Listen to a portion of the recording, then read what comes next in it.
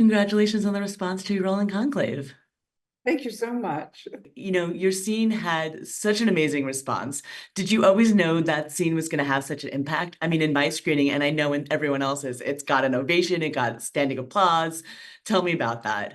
When you make a film, you accept to play a role or you accept to be in a film because the script is wonderful, because you find it interesting, and you hope that the audience will find it too, but you never can gauge how successful a film would be. So we are delighted that the film was so well accepted. And I was really surprised when in Toronto, at the Toronto Film Festival, at the end of my scene, also there was an applause. I felt very proud and very surprised. Did you feel that in the moment when you were filming it? Did you know that it was going to have such an impact? You have no, absolutely not. You can't. You don't know how the film is going to be edited. You don't know. You accept the film because you like it and you like the character you play, and you know that the character you play psychologically, but you don't know the impact that the film or the character will have on the audience. That you never know until you show the films. What first drew you to the role?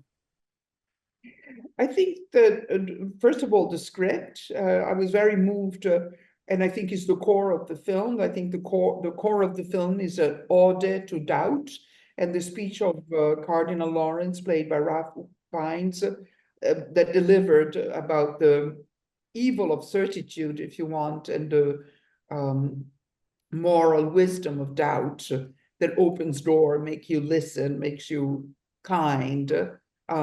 It's what attracted all of us to the film, because the film essentially is about that. And then I had to play this interesting character who, without words, had to have a very strong presence and also very strong authority, because that's a challenge. Generally, you listen to the actors who have dialogue, you listen to the people that pound their fist on the table to show authority. And this one had to have all this authority and stoicism, but without many words. But when you do have words, you have such an impact. You've got an incredible line. Yeah, Talk about that line. I certainly do. Well, that line is, I know that my role is to be invisible. Nevertheless, God gave me eyes and ears. And if you want, just in these two sentences is the key of how I played Sister Agnes. She is invisible. I played her like a shadow. And yes, she has eyes and ears. So she's very alert. She's always attentive. She's not a slouch or distracted. No, she's always attentive, alert. And because she's not in the brawl, probably, she can see things a little bit detached and with greater wisdom. And so that's how I played it. And it seemed to have worked, because she got the standing ovation. For sure. And you're doing all of this behind a habit. Was that habit confining, or did that help you get into character? The what I wore. Yeah, what you wore, your costume. No, yeah, no. I mean, generally, I started to become a costume designer when I was young. I thought I would be a costume designer rather than an actress, so I started to be one. But in this film, I knew I was a nun, so I was going to wear one of the nun's clothes. So it wasn't. But sometimes clothes can help me understand my character. But in this film, I knew I was going to wear a nun's clothing, and so it didn't add to the character. But there was one day that we shot a scene, and I was very admirative of Edward Berger, because the camera was very up high, and there were the nuns, and we were dressed in blue, so we were blue little dots. And then the cardinal, the camera was up high, so it was a wide shot, and the cardinal was red dots. And just by moving us differently, he really spelled out, like a painter, the hierarchy. We never mixed. The nuns were dots that crossed the frame that way with a destination, probably the kitchen. And the cardinal lingered, broke up in pieces, talked, broke up, never mixed with the women. And I thought, when I saw that in the monitor, I thought, wow, it's so powerful. Really, Edward Berger, it's like a painter who was able to capture in an image the dynamics of our society. And of course, the Catholic Church is a very patriarchal society. What conversations did you have with the director, Edward Berger, about your character? We've talked about the fact that Sister Agnes had to be a shadow, but that she had to have great authority, and she had that line, I know my role is to be invisible, and but I have eyes and ears, that you really have to play, you have eyes and ears, you have to be very present. And although I would frame you occasionally, it is your alertness that would convey that authority and that attentiveness. So that's how I played it. We never had any argument about how to play her. I went to Catholic school, so I'm very for the lower grade and middle, how you go, lower school and middle school. So I was very aware of nuns' authority without many words, and they were a great inspiration. I was also thinking about your experience as a model, because as a model, you probably had to convey a lot with just an expression. How did that inform your performance? Richard Avedon used to tell me, because I was hesitant to become an actress when I was young, because my mom was very known. My mom was Ingrid Bergman. And I was very hesitant. I wanted, when you're young, you want meritocracy. I thought if I'd be an actress, maybe people would see me as privileged or having, I wanted to have my own career. So I became a model. And it was Richard Avedon that said, but being a model is a little bit like being silent movie stars, because you don't have dialogue, but you have emotions, because I'm photographing emotion. I'm not photographing a beautiful nose. And so he made me think about it, and it encouraged me to become an actress. And I did become an actress. And then, my first film was White Nights and Blue Velvet. I did one film after the other, and they came out more or less at the same time. And yes, I think that a model is a silent movie star in a way. Sure. I did play Sister Agnes, thinking of that authority that silent movie star and models would have. You can convey a lot of things with no words. And you certainly do. I mean, there's so much power that you have. You have a lot of presence, and you drive a lot of the narrative simply by saying nothing. Exactly, exactly. That was the part, and I did it, but also Edward Berger did it by photographing me in silence and underlining my attentiveness or my slight smile or my approval or disapproval. That is very slight, but he did capture it in camera.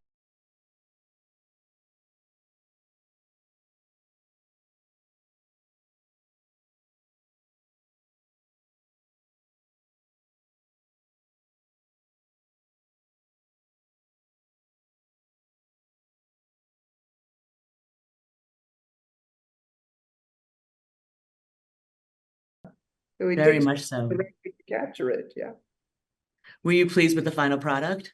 I loved it. I loved the film. I remember I went to see it in a private screening with my sister, and my sister leaned over me in the middle of the film. He said, "This film is a masterpiece." And I said, "Yeah, yes, maybe I have to see it a second time."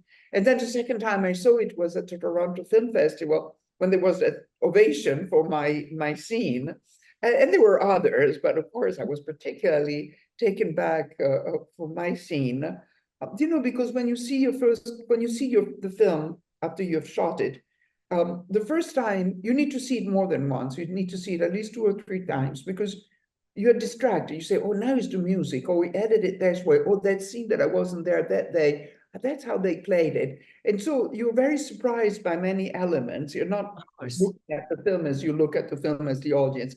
So I have to see it a second time to little by little become an audience. So now I've seen it 3 times, and I hope to see it a fourth time. I really love it. It came together beautifully. Talk about the ensemble that you work with. It's really an incredible cast. How did you all work together? Yeah, well, I worked with John Lithgow and with Stanley Tucci in the past. I made several films with John, I think 4 or 5, and at least 3 with Stanley. So and they are very good friends of mine. So I was delighted to work with them. I knew a little bit Ray Fiennes. We have a friend, a very good friend in common. So I always have news of Ray for his friends, and he has news about me, but we never worked together. It was the first time.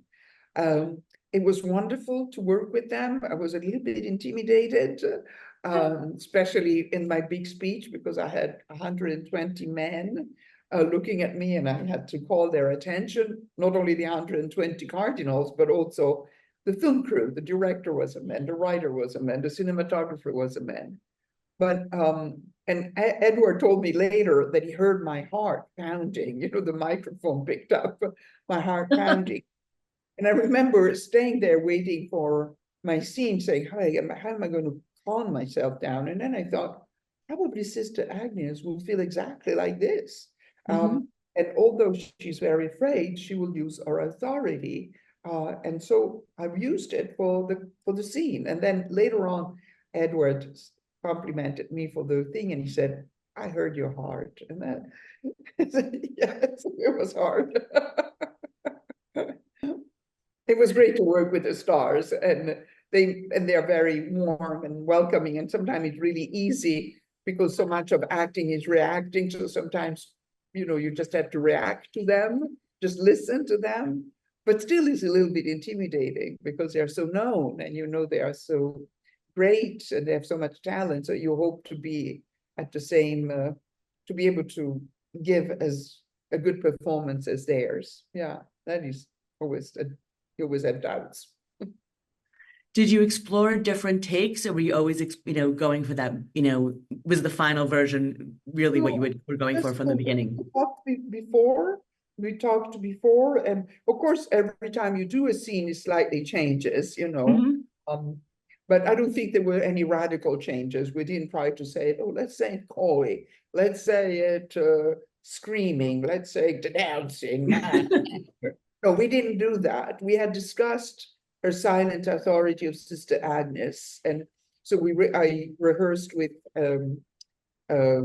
Edward Berger, but when we were on the set, we just did that. I mean, we did maybe 4 or 5 takes. I don't remember how many we did, and then of course there are, you know, wide shot, close up, so there are different. Sure. You covered the scene, but we didn't experiment any completely different ways of delivering that line. And your curtsy, was that scripted? You know that I don't remember if it was scripted. Edward asked me the same thing, and I said, I don't remember if it was scripted or not. I don't know. It was great. I thought it was good because she goes back to the role that she has made her life about, which is to be silent and subservient. So she curtsied after exploding a bomb. Obviously you're Italian, you have your own Catholic upbringing and history. So what did this mean for you from a personal perspective to make this film? Well, first of all, I was delighted to do the film in Rome because I grew up in Rome. I still have lots of family, lots of friends. So, and generally I come to visit them for a weekend or a week. So instead I stayed for 5, 6 weeks. So it was incredibly pleasant. Um, and I went to school with nuns, and you know, I'm Roman. I'm not a churchgoer, but my grandmother was, my aunt was. I think that if you are Italian, like I am, inevitably you're a little bit Catholic because it's so prevalent, it's religion, and It's cultural. it's cultural, exactly. And so I do think that I am Catholic, culturally Catholic. So I think, if anything, he gave me a certain amount of certitude. For example, playing such an unusual role of somebody, an actor who doesn't have dialogue but has to convey authority. It made me confident that I wasn't doing anything wrong. I've lived it. I saw it with my own eyes going to school with the nuns. I've seen it in Italy. And so if anything, it gave me confidence that I knew what I was doing. Obviously, you couldn't shoot at the Vatican. These sets were built on the studios that I know your father had played such a role on in creating. What did that mean for you too? You know, of course I wasn't in any scene in the Sistine Chapel because that's where the cardinal that our own men locked themselves up to decide who's going to be the Pope. And of course you cannot shoot in the Sistine Chapels because either is used for the administration of the church or there is a million tourists. I was in Rome this weekend and I went by with the taxi and I saw a long line. It was a line to get to visit. the Sistine Chapel. But yes, thanks to my father, Visconti, Fellini, it wasn't only my father, Cinecittà, they really fostered a generation after generation of great painters, sculptor, set designers. And these artisans were able to rebuild the Sistine Chapel. And I wasn't there in the scenes, but I went that day just to see the Sistine Chapel and witnessing their incredible work. And the day before, I went to the real Sistine Chapel, and it was exactly the same. I was so admirative and so proud that my father and his friends, a generation before, had left that legacy and that knowledge that is still so prevalent in Cinecittà. You mentioned originally you were intimidated to go into filmmaking because of your heritage. What made you turn around and realize that it was something that you did want to pursue? I think partially being a model. I mean, I started to become a costume designer, so in a way, I was still staying in the business, and I loved making films. But I thought maybe I am on this side of the camera, not in front of it. And then working as a model. I mean, it's similar to acting. It's not, you know, you have to have words in acting. You have to have. It's more complicated being an actress, but being a model has a lot of things in common. I mean, as Avedon was right when he said modeling is a bit like being silent movie stars because you have to emote in front, even a still camera. So it was that knowledge and my talking to Avedon that convinced me that maybe I should considering it. And I became an actress only in my 30s, which is quite late. What does the legacy of your parents mean to you? Well, for the first of all, my parents are my parents, so they're not they're not a reputation or a legacy. They are my parents, and I think of them every day, although they've died a long time ago when I was still relatively young. I lost my father when I was 25 and my mother when I was 30. Um, I think when it comes to film, because a lot of people ask me, I think that both my parents, my father was the ultimate experimental filmmaker, if you want. And I think when people ask me, how do you work with Guy Maddin or David Lynch when he was still not so known, or, you know, and I think that this curiosity and easiness to work with films that may not be commercially viable, but they're still interesting because they're talented people, probably was from my dad. And my mom also was very experimental. I mean, she was the top movie star in Hollywood, and she wrote to my dad, wanting to Right. work with him. My dad came from, you know, bombed Italy, and the war was a very poor, desperate country. And Mama was always, she did theater and she did lots of things. So I think that it isn't really, I think this love for cinema and trying new things, trying, and not judging, is this commercial, is this going to make my career, is this not, you know, just work with talent. And if you find somebody that you think is talented, I take the trip with them. So is that what motivates you when you look for your next project or you decide what you're going to do next? Exactly, yeah. It's the script, but more than this, I mean, it is a script for sure, but also who is directing, who are the Mhm. other actors, who am I going to share my days with? Yeah, definitely. So what's next for you? What's your next project? What can we look forward to? Right now, I am touring. I wrote a monologue because not only I became an actress, I became a director.